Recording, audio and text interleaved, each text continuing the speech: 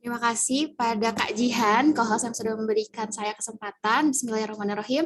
Assalamualaikum warahmatullahi wabarakatuh. Selamat siang namun semangat pagi teman-teman semua. Perkenalkan, nama saya Sofia Al-Khalifi, biasa dipanggil Sofi, nggak pakai Paris, nggak pakai Martin ya, Sofi aja. Di sini saya akan sharing nih sama teman-teman mengenai hal-hal kecil yang ternyata berpengaruh besar terhadap kesuksesan public speaking teman-teman. Nah, boleh di next slide, please. Oke, jadi pada kesempatan kali ini aku mau ngebahas tentang apa itu public speaking, tips public speaking, kemudian kesimpulan, referensi, dan Q&A. Tapi sebelum aku mulai presentasi, boleh dong aku tanya dulu nih, teman-teman dari mana aja nih? Kayaknya ada yang dari luar Bandung, boleh tulis di chat box dari mana asalnya ya. Aku tunggu, aku hitungin sampai 3 deh. 3. Yuk, mana? Dari mana aja? Ada yang dari Bogor nih kayaknya ya. Bandung, ada yang dari Bogor gak nih? Oke, luar biasa teman-teman. Kita lanjut aja. Oh, Cirebon, jauh banget ya. Kita lanjut ke slide selanjutnya, Kak. Oke, yang pertama mengenai apa itu public speaking. Ada yang tahu? Mungkin teman-teman di sini boleh ya ketik di chat box bagi yang tahu, karena kan tadi udah ada main speaker, ada para speaker yang pertama juga yang udah ngejelasin mengenai public speaking. Kadang kita suka apa ya? Suka ngedenger istilah, oh kemampuan public speaking dia bagus ya, atau zaman sekarang kemampuan public speaking itu penting. Tapi apa sih sebenarnya public speaking itu? Boleh di next slide. Nah, jadi teman-teman, menurut Amy Schlegel dalam buku 21st Century Communication Reference Handbook, beliau mengatakan bahwa public speaking is a form of communication that seeks an outcome. Public speakers seek not simply to express themselves, but to have an effect on their listeners. Ayo, ada yang buka Google Translate? Aku bakal translate ya, teman-teman. Intinya, public speaking itu bukan tentang ngomong aja di depan, tapi kalau saat kita ngomong, kita ngasih efek nggak pada pendengar kita nih, teman-teman.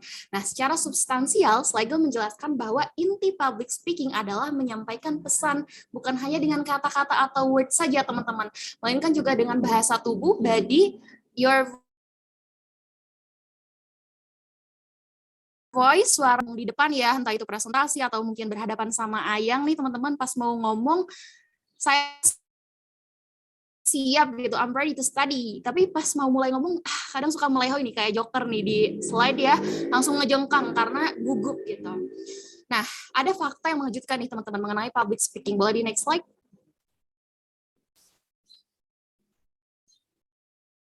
Boleh di next slide? Oke. Nah, fakta mengejutkan mengenai public speaking, teman-teman, ternyata hasil survei yang dilakukan oleh The People's Almanac Book terhadap 3.000 warga Amerika cukup mengejutkan nih teman-teman, karena ternyata berbicara di depan publik lebih ditakuti daripada kematian. Wah, kok bisa gitu ya?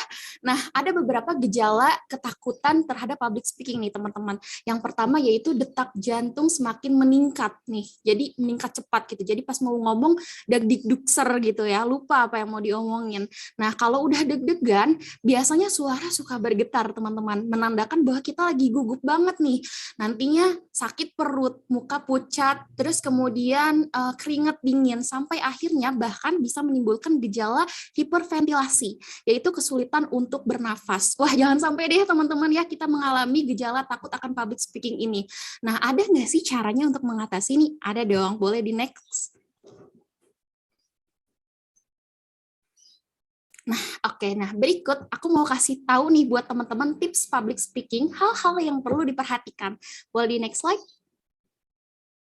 Nah, jadi yang pertama, teman-teman, siapkan topik yang menarik perhatian audiens. Kalau kita mau ngomong tentunya harus ada topiknya dulu dong, judulnya dulu.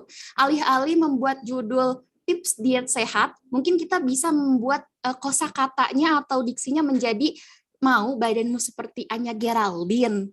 Yuk simak tips berikut dalam kurung Lydia Danira itu siapa, Mas? Nah, untuk mendapatkan topik atau judul yang menarik seperti itu, teman-teman harus meningkatkan literasi teman-teman nih. Teman-teman bisa dari baca buku, nonton film, atau scroll TikTok untuk nambah referensi, biar judul kita tuh high end, follow the trend gitu ya, teman-teman. Nah, kemudian yang selanjutnya, perhatikan media dan audio pendukung. Kayak kalau misalnya lagi online kayak gini, mungkin teman-teman minimalnya pakai headset atau earphone agar suaranya terdengar jelas gitu, teman-teman. Terus kalau mau lebih niat lagi pakai uh, external microphone dan juga speaker eksternal gitu ya. Jadi 10 tahu, oh ternyata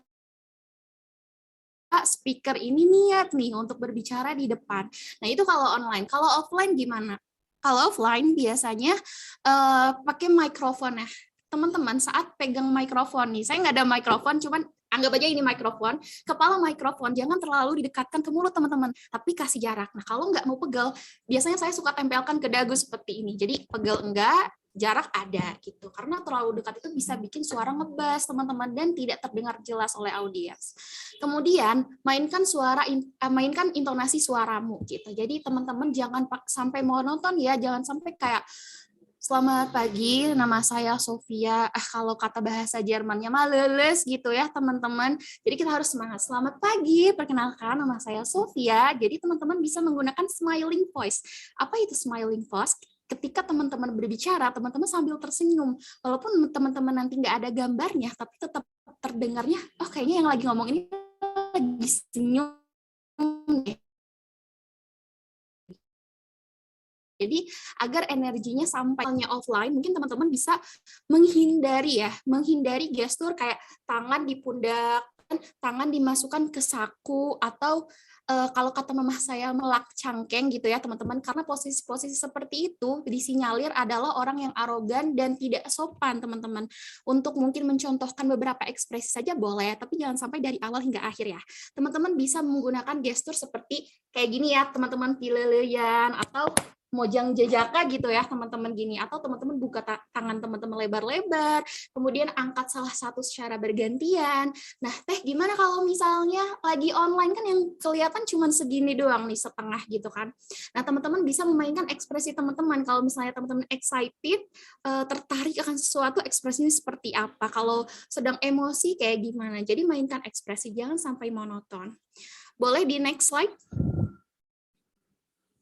Nah, tadi kan teman-teman sebelum presentasi ya. Nah, ini another tips lainnya saat kita berpresentasi. Yang pertama yaitu amazing opening, teman-teman.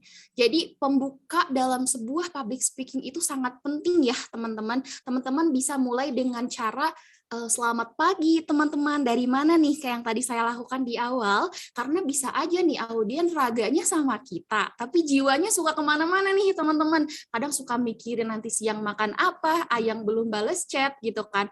Nah supaya audiens fokusnya kepada kita itu harus memberikan kesan yang menarik bagi audiens dari awal, makanya sapa audiens, kemudian buat audiens lebih dekat dengan kita, sehingga audiens enjoy nantinya untuk menyaksikan materi selanjutnya. Yang kedua yaitu tentang konten, teman-teman, bahan materi. Nah, ada 4 hal yang perlu dan penting diperhatikan untuk teman-teman membuat konten. Yang pertama, analisis siapa audiens teman-teman. Misalnya nih, teman-teman Teh Shirley misalnya lagi diminta untuk jadi speaker organisasi kampus. Pasti penontonnya mahasiswa dong ya, atau orang-orang yang ada di organisasi kampus. Bahasanya mungkin bisa diangkat sebagai cara mengatur waktu akademik dan non-akademik yang baik agar tidak bentrok, atau lain sebagainya. Nah, kalau misalnya contoh lainnya, Teh Dea misalnya lagi sosialisasi rukun warga, disuruh Pak RT, suruh berbicara. Perhatikan audiensnya siapa, ibu-ibu kah, bapak-bapak, atau Pak RT-nya sendiri. Nah, apa bahasan yang cocok? Misalnya sosialisasi menanam cabai yang benar di halaman rumah, atau bagaimana cara membuat keharmonisan antar rukun warga. Itu disesuaikan dengan siapa audiens kita, perhatikan umur dan latar belakangnya. Kemudian ambil contoh yang relevan teman-teman, jangan ngambil contoh artis atau presiden, ambil contoh dari kehidupan sehari-hari teman-teman aja agar relevan dengan kehidupan audiens juga. Kemudian sajikan dengan data teman-teman. Kita sebagai public speaker atau tampil di depan harus bertanggung jawab akan materi yang kita bawakan. Jadi data penting, misalnya menurut Badan Statistika Nasional atau menurut profesor bla bla bla bla. Nah, itu harus dicantumkan agar kita tidak terkesan mengada-ngada teman-teman. Nah, tentunya harus referensinya kuat ya teman-teman. Terus kemudian tambahkan humor. Nah, jangan sampai serius banget ya teman-teman, grup band aja serius bubar gitu ya. Jadi harus apa ya, ada sedikit humor biar nggak serius banget, biar nggak kaku gitu, agar audiens pun relax begitu ya teman-teman. Nah, kemudian selanjutnya ada powerful closing teman-teman. Tidak hanya pembuka, penutup juga penting banget nih teman-teman untuk kesuksesan public speaking kita. Jadi teman-teman mungkin bisa menyisipkan kesimpulan dari perkataan kita. Misalnya ketika ditanya, Teh Jihan ikut speak out webinar, dapat apa sih? Emang apa sih bahasannya? Terus Teh Jihan bingung karena speakernya nggak nyantumin kesimpulan di akhir. Jadinya apa dong, kita mau jawab apa, bingung gitu kan. Maka dari itu sisipkan kesimpulan secara singkat, padat dan jelas pada akhir kata presentasi kita teman-teman. Atau bisa juga menggunakan quotes nih teman-teman untuk bahan Insta Story ya, IG Story dan status WA listeners gitu. Nah, boleh di next slide. Oke, jadi kesimpulannya apa? Coba hayo. Boleh ya yang mau apa ya? Reaction kesimpulan sendiri, bikin sendiri gitu, boleh di chat box ya, teman-teman. Kira-kira kesimpulannya apa sih? Kalau teman-teman bisa menyimpulkan berarti emang benar paham nih dan menyaksikan secara seksama nih. Atau boleh aku bantu deh, Teh Jihan, boleh di next slide? Nah, aku ada quotes nih buat teman-teman. Katanya gini, Anda tidak bisa membuat kesan pertama untuk kedua kalinya. Setuju gak nih teman-teman? Ayo. Namanya kesan pertama, tidak akan ada yang kedua ya teman-teman. Kalau kedua ya beda lagi dong, bukan kesan pertama. Jadi buatlah kesan pertama ketika teman-teman mulai berbicara di depan apapun ya teman-teman, mau sebagai mahasiswa, tokoh masyarakat, atau sebagai individu biasa aja berbicara di depan publik atau berbicara kepada lebih dari satu orang, teman-teman harus menimbulkan kesan pertama yang baik, mulai dari tutur kata yang baik, kemudian tips-tips yang sebelumnya saya sebutkan untuk teman-teman. Itu bisa teman-teman latihan gitu untuk memberikan kesan pertama yang baik, karena ketika kita memberikan kesan pertama yang baik akan melekat di benak audiens gitu teman-teman, bahwa apa yang saya bicarakan, apa yang speaker bicarakan itu memang bermanfaat bagi mereka begitu. Boleh di next slide. Nah, ini bisa dilihat ya, di sebelah kiri ada foto saya, terima kasih. Kesimpulannya untuk presentasi saya yaitu, teman-teman, untuk menjadi seorang public speaker yang baik, teman-teman harus mempersiapkan segalanya mulai dari hal yang dianggap kecil, seperti menyiapkan topik dan bahan materi, melawan rasa takut dengan tips-tips yang sudah saya bagikan sebelumnya, kemudian tampil untuk memberikan manfaat teman-teman, tidak hanya untuk berbicara di depan, tapi bagaimana caranya kita bisa memberikan manfaat bagi pendengar kita ketika kita berbicara di depan. Karena hal-hal tersebut akan berpengaruh besar terhadap kesuksesan public speaking kita nih teman-teman. Jadi sekali lagi perhatikan dan amalkan ya.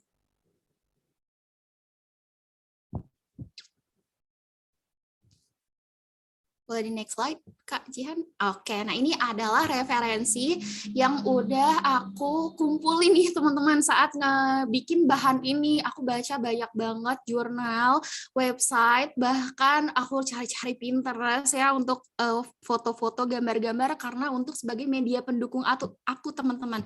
Dan jangan lupa teman-teman, kalau misalnya mencantumkan sumber data, jangan lupa juga untuk mencantumkan referensi teman-teman. Karena sebagai public speaking atau sebagai public speaker yang baik, kita tidak boleh kena copyright ya teman-teman, tidak boleh mencontek. Kalau kita ada dapat dari siapa, kata-kata dari siapa, cantumkan sumbernya di akhir begitu. Boleh di next slide? Oke, ternyata sampai sini saja presentasi yang dapat saya sampaikan. Terima kasih atas perhatian teman-teman. Bila ada yang ingin ditanyakan, saya persilahkan ya. Jangan lupa follow IG ya, adlib sedikit. Oke, jangan lupa di-follow ya teman-teman IG-nya Kak Sophie. Mungkin nanti kalian bisa ngobrol bareng gitu, DM-an gitu kan, terus siapa tahu lanjut gitu kan. Oke, ada yang ingin bertanya? Boleh banget raise hand atau tulis pertanyaannya di chat box mungkin. Atau mungkin masih ada nyusun-nyusun pertanyaan nih, teman-teman.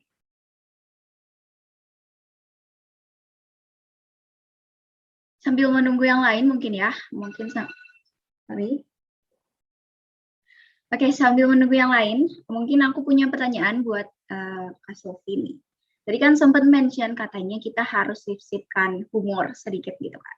Tapi gimana kalau misalnya aku tuh orangnya serius banget gitu. Aku nggak bisa bercanda gitu, apalagi bercanda di depan banyak orang. Ntar takutnya kayak mereka nggak ngerti jokes aku dan aku jadi ketawa sendiri gitu di depan. Apalagi kalau misalnya lagi online gini gitu ya, public speaking-nya, kebanyakan dari mereka partisipan mungkin ada yang berhalangan untuk on cam atau emang kameranya rusak atau gimana gitu kan. Jadi kita tuh nggak bisa dapet feel bahwa jokes kita tuh lucu gitu, jokes kita berhasil buat mereka tawa gitu. Mungkin Teh Sophie ada tips atau gimana gitu untuk biar lebih berani buat ngeluarin jokes atau seperti apa gitu Teh Sophie. Oke, makasih Teh Jihan pertanyaannya. Ini suara saya jelas nggak ya? Atau ada? Jelas. Ya, mohon maaf ya, aku jawab. Nah, kalau untuk humor, menyisipkan humor itu sebenarnya penting ya, teman-teman, tapi bukan yang utama, cuman akan jadi spesial kalau misalnya tutur kata kita atau presentasi kita tuh ada lucunya gitu. Nah, gimana sih caranya untuk bisa membiasakan diri kita agar lucu dan tidak awkward dan tidak krik-krik gitu ya saat ngelucu gitu. Satu, teman-teman tuh harus banyak nonton nih teman-teman, referensinya lebih di banyakin lagi gitu ya. Mungkin teman-teman bisa nonton stand up comedy atau lihat TED Talks di YouTube, kan suka banyak yang lucu-lucu gitu ya teman-teman. Hampir semua public speaker profesional itu pasti akan ada humor yang sedikitnya gitu teman-teman. Karena untuk apa? Agar mencairkan suasana teman-teman. Karena biasanya public speaker profesional itu suka membawakan bahan-bahan yang berat ya teman-teman. Dan capek juga gak sih kalau kita duduk berjam-jam atau berlama-lama berbicara ataupun mendengarkan, capek banget ya kalau misalnya nggak ada jokesnya atau humornya, kayak gitu kan, kayak aduh boring banget gitu. Nah, caranya banyak membaca, terus banyak nonton sih kayaknya ya, nonton video YouTube, kayak YouTube lebih dari TV Boom gitu kan, semua bisa didapetin di YouTube. Nah, teman-teman bisa nyoba, tapi gimana deh kalau misalnya udah nyoba tapi tetap masih kritik juga gitu ya. Nah, bisa nih teman-teman ngeles gitu ya, akhirnya tidak ada yang ketawa ya, nanti saya akan belajar lebih banyak lagi gitu, pasti itu akan jadi lebih lucu. Atau kalau emang bener-bener batu banget penontonnya, nggak ada yang ketawa, lanjut aja teman-teman, go the flow. Jadi teman-teman lanjut aja, itu kan memang penting tapi bukan hal yang utama, begitu Teh Jihan kurang lebih. Oke, mungkin nyambung juga sama pembahasan Teh Shirley tadi ya, kalau misalnya kita tuh harus survei dulu audiens kita tuh apakah remaja atau orang tua, jadi biar jokes yang kita buat juga bakalan nyambung ke mereka gitu ya. Oke, mungkin kalau misalnya teman-teman masih belum tahu nih mau nanya apa, mungkin nanti di paling akhir gitu ya bisa ada pertanyaan susulan dan bisa langsung kasih ke Teh Sophie atau Teh Shirley atau yang lainnya gitu. Oke, mungkin Teh Sophie sekian mungkin ya, kita bisa lanjut ke pembicara yang ketiga, mengingat waktu juga.